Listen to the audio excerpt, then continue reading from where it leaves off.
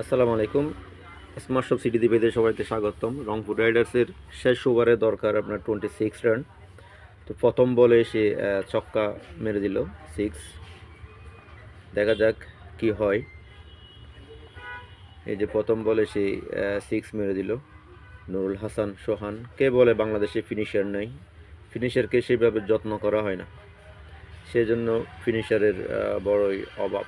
যেটা বিদেশিরা করে দেখাতে পারেনি সেটা আমার দেশীয় প্লেয়ার নুরুল হাসান সোহান করে দেখিয়েছে। দেখা যাক সেকেন্ড বলে সে কি মারে। ইনশাআল্লাহ সেকেন্ড বল করতেছে, তাও একজন বিদেশি বোলার। মাশাআল্লাহ সেকেন্ড বলে সে 4 মেরে দিল। সেকেন্ড বলে সে 4 মেরে দিল। মুশফিকুর রহিম একটু চিন্তিত। দেখা যাক পরের বলে কি হয়।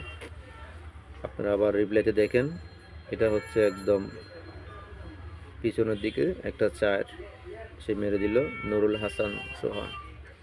এরকম খেলা কিন্তু সবসময় দেখা যায় না। 6 বলে তাদের দরকার ছিল 26 রান, কিন্তু সে 30 রান নিয়ে ফেলল। তার টোটাল স্কোর ছিল আপনার 32। 7 বলে তৃতীয় বল করতেছে,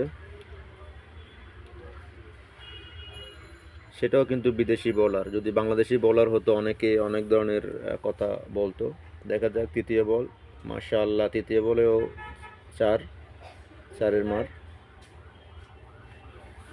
তার মানে 6-4-4। দেখা যাক পরের বলে কি হয়। নুরুল হাসান সোহান কিন্তু একদম ক্লিন ভাবে খেলে যাচ্ছেন। রিপ্লেতে দেখেন কিভাবে তৃতীয় বলে 4টা। দেখতে এটা 6-এর মতো লাগে, কিন্তু শেষ পর্যন্ত ওভার বাউন্ডারি হয় নাই। মুশফিকুর রহিম খুবই চিন্তিত। 4 নম্বর বল আসতেছে, দেখা যাক কি হয়। বোলার কিন্তু অনেক চিন্তিত। মাশাআল্লাহ নুরুল হাসান সোহান প্রস্তুত 4 নম্বর বল মোকাবেলা করার জন্য। এদিকে 4 নম্বর বল, মাশাআল্লাহ একদম পিওর 6। 4 নম্বর বল, তাহলে 6-4-4-6। 6-4-4-6। চারিদিকে উল্লাস, তাদের কোচিং স্টাফ থেকে শুরু করে অতিরিক্ত খেলোয়াড় সবাই